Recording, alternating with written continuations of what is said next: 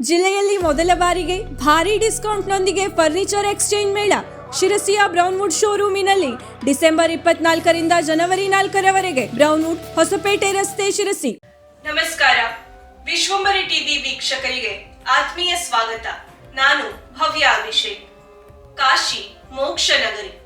ಭಾರತೀಯರ ಪಾಲಿಗೆ, ಸನಾತನ ಹಿಂದೂಗಳ ಪಾಲಿಗೆ ಕಾಶಿ ಅತ್ಯಂತ ಪುಣ್ಯಪ್ರದವಾದಂತಹ ಕ್ಷೇತ್ರ. ಕಾಶಿಯ ಗಂಗೆಯಲ್ಲಿ ಪುಣ್ಯ ಸ್ನಾನ ಮಾಡಿದರೆ ಈ ಜನ್ಮ ಕಾಲದಲ್ಲಿ ಮಾಡಿರುವಂತಹ ಎಲ್ಲ ಪಾಪಕರ್ಮಗಳು ತೊಳೆದು ಪುಣ್ಯ ಪ್ರಾಪ್ತಿಯಾಗುತ್ತೆ ಅನ್ನೋದು ಅನಾದಿ ಕಾಲದಿಂದಲೂ ನಡೆದುಕೊಂಡು ಬಂದಂತಹ ಒಂದು ಸಾಂಸ್ಕೃತಿಕ ಪರಂಪರೆ.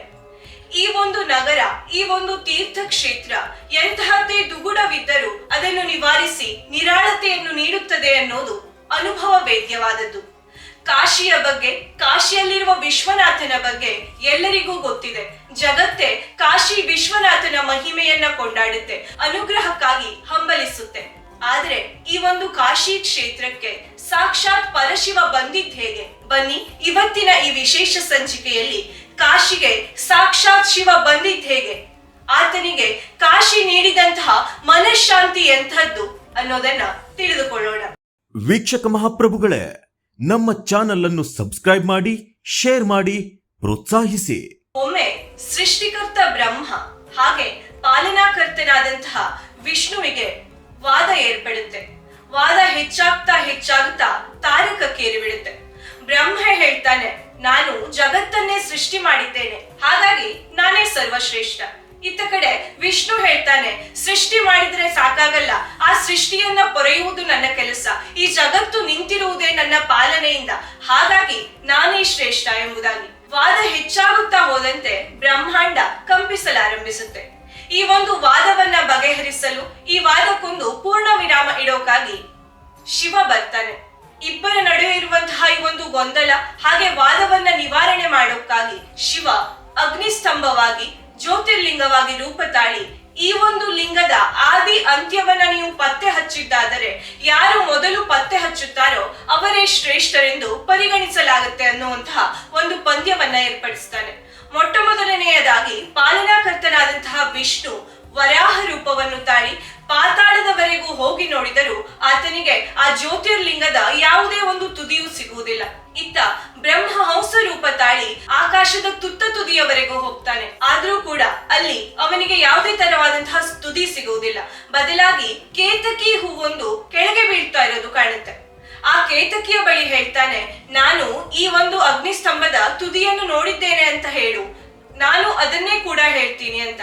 ಅದೇ ರೀತಿ ಬ್ರಹ್ಮ ಶಿವನ ಬಳಿ ಬಂದು, ನಾನು ತುತ್ತ ತುದಿಯನ್ನು ನೋಡಿದ್ದೇನೆ, ಹಾಗಾಗಿ ನಾನೇ ಸರ್ವಶ್ರೇಷ್ಠ ಎಂಬುದಾಗಿ ಹೇಳ್ತಾನೆ.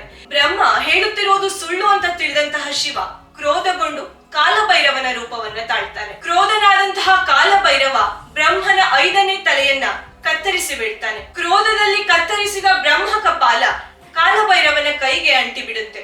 ಅಲ್ಲದೆ ಬ್ರಹ್ಮ ಹತ್ಯಾ ದೋಷ ಒಂದು ದೇವಿಯಾಗಿ ಆತನನ್ನ ಹಿಂಬಾಲಿಸುತ್ತಲೇ ಇರುತ್ತೆ. ಕಾಲಭೈರವನ ರೂಪದಲ್ಲಿದ್ದಂತಹ ಶಿವ ಆ ಬ್ರಹ್ಮ ಕಪಾಲವನ್ನ ಕೈಗಂಟಿಸಿಕೊಂಡು ಯುಗ ಯುಗಾಂತರದವರೆಗೆ ನಡೀತಾನೆ. ಅರಣ್ಯ, ಪವಿತ್ರ ನದಿ, ತೀರ್ಥಕ್ಷೇತ್ರ, ಹಿಮಾಲಯ ಹೀಗೆ ಎಲ್ಲ ಕಡೆ ನಡೆದ್ರೂ ಸಹ ಕಾಲಭೈರವನ ಕೈಯಿಂದ ಆ ಬ್ರಹ್ಮ ಕಪಾಲ ಕೆಳಗೆ ಬೀಳೋದಿಲ್ಲ. ದೇವಿಯ ರೂಪದಲ್ಲಿರುವಂತಹ ಬ್ರಹ್ಮ ಹತ್ಯಾ ದೋಷ ಆತನನ್ನ ಹಿಂಬಾಲಿಸುತ್ತಲೇ ಇರುತ್ತೆ. ಈ ಎಲ್ಲದರ ಮಧ್ಯೆ ಶಿವನಿಗೆ ಕ್ರೋಧ ಕಡಿಮೆಯಾಗಿರುತ್ತೆ, ಕೇವಲ ಬಳಲಿಕೆ ಮಾತ್ರ ಆತನಲ್ಲಿರುತ್ತೆ. ಹೀಗೆ ನಡೆಯುತ್ತಾ ಸಾಗುತ್ತಾ ಬಂದಂತಹ ಶಿವ ವರುಣ ಮತ್ತು ಅಸಿ ನದಿಗಳ ನಡುವಿನ ಪ್ರದೇಶಕ್ಕೆ ಬರ್ತಾನೆ. ಆ ಒಂದು ಕ್ಷಣ ಆತನಿಗೆ ನಿರಾಳತೆಯ ಅನುಭವವಾಗುತ್ತೆ. ಅಲ್ಲಿ ಹರಿಯುತ್ತಿರುವಂತಹ ಗಂಗಾ ಮಾತೆ ಸ್ವತಃ ಸ್ವಾಗತಿಸಿದಂತಹ ಅನುಭವವಾಗುತ್ತೆ. ಅಲ್ಲದೆ ಅದ್ಭುತವೊಂದು ಸಂಭವಿಸುವುದೇನೆಂದರೆ, ಆತನ ಕೈಯಿಂದ ಯುಗ ಯುಗಾಂತರದಿಂದ ಅಂಟಿಕೊಂಡಂತಹ ಬ್ರಹ್ಮ ಕಪಾಲ ನಿಶ್ಶಬ್ದವಾಗಿ ಕಳಚಿ ಬೀಳುತ್ತೆ. ಹಿಂದೆ ತಿರುಗಿ ನೋಡಿದರೆ ಬ್ರಹ್ಮ ಹತ್ಯಾ ದೋಷದ ದೇವಿ ಕೂಡ ಕಣ್ಮರೆಯಾಗಿರ್ತಾಳೆ. ಆ ಕ್ಷಣಕ್ಕೆ ಶಿವ ಇನ್ನಿಲ್ಲದ ನಿರಾಳತೆಯನ್ನ ಪಡಿತಾನೆ. ಆತನ ಮನಸ್ಸು ಶಾಂತವಾಗಿರುತ್ತೆ. ಬ್ರಹ್ಮ ಹತ್ಯಾ ದೋಷದಿಂದ ಶಿವ ಮುಕ್ತನಾಗಿದ್ದ. ಶಿವ ಬ್ರಹ್ಮ ಹತ್ಯಾ ದೋಷದಿಂದ ಮುಕ್ತವಾದ ಸ್ಥಳವೇ ಕಪಾಲ ಮೋಚನ ತೀರ್ಥ. ಹಾಗೆ ಆ ನೆಲ, ಆ ಕ್ಷೇತ್ರವೇ ಕಾಶಿ, ವಾರಣಾಸಿ. ಶಿವ ಇನ್ನಿಲ್ಲದಂತಹ ನಿರಾಳತೆಯನ್ನ ಪಡಿತಾ ಇದ್ದಂತೆ ತಾಯಿ ಪಾರ್ವತಿ ಅನ್ನಪೂರ್ಣೇಶ್ವರಿಯಾಗಿ ಪ್ರತ್ಯಕ್ಷಳಾಗ್ತಾಳೆ. ತಾನೇ ತನ್ನ ಕೈಯಾರೆ ಶಿವನಿಗೆ ತುತ್ತನ್ನ ನೀಡ್ತಾಳೆ. ಆ ಮೂಲಕ ಯುಗ ಯುಗಗಳ ನಂತರ ಶಿವ ಸಂಪೂರ್ಣರಾದಂತಹ ಅನುಭವವನ್ನ ಪಡೆಯುತ್ತಾನೆ. ಅಲ್ಲದೆ ಆ ಕ್ಷಣಕ್ಕೆ ಶಿವ ನಿರ್ಧರಿಸ್ತಾನೆ, ಯಾವ ಕಾರಣಕ್ಕೂ ಕಾಶಿಯ ಪುಣ್ಯ ನೆಲವನ್ನ ತೊರೆಯಬಾರದೆಂದು. ಈ ಒಂದು ಪ್ರದೇಶದಲ್ಲಿಯೇ ಭೈರವನ ರೂಪದಲ್ಲಿ, ವಿಶ್ವನಾಥನ ರೂಪದಲ್ಲಿ ರಕ್ಷಕನಾಗಿ ನೆಲೆಸಬೇಕು ಎಂದು.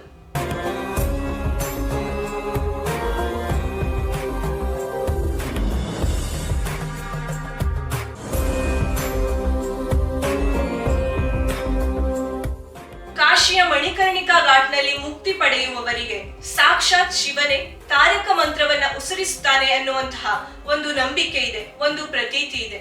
ಒಟ್ಟಿನಲ್ಲಿ ಕಾಶಿ ಕೇವಲ ಒಂದು ಸ್ಥಳವಲ್ಲ, ಕೇವಲ ಒಂದು ಸಾಮಾನ್ಯ ತೀರ್ಥಕ್ಷೇತ್ರವಲ್ಲ, ಅದೊಂದು ಹೊಸ ಭರವಸೆ, ಅದೊಂದು ದೈವಿಕ ಅನುಭವ. ಕೇವಲ ಮಾನವರೇ ಮಾತ್ರವಲ್ಲದೆ ದೇವರ ಭಾರವನ್ನು ಇಳಿಸಿದಂತಹ ಅದ್ಭುತ ಸ್ಥಳ. ನೋಡಿದ್ರಲ್ಲ ವೀಕ್ಷಕರೇ, ಇದಾಗಿತ್ತು ಇವತ್ತಿನ ವಿಶೇಷ. ಇನ್ನೊಂದು ವಿಶೇಷ ಸಂಚಿಕೆಯೊಂದಿಗೆ ಮತ್ತೆ ಸಿಗ್ತೀನಿ. ನಮಸ್ಕಾರ. ವೀಕ್ಷಕ ಮಹಾಪ್ರಭುಗಳೇ, ನಮ್ಮ ಚಾನಲ್ ಅನ್ನು ಸಬ್ಸ್ಕ್ರೈಬ್ ಮಾಡಿ, ಶೇರ್ ಮಾಡಿ, ಪ್ರೋತ್ಸಾಹಿಸಿ.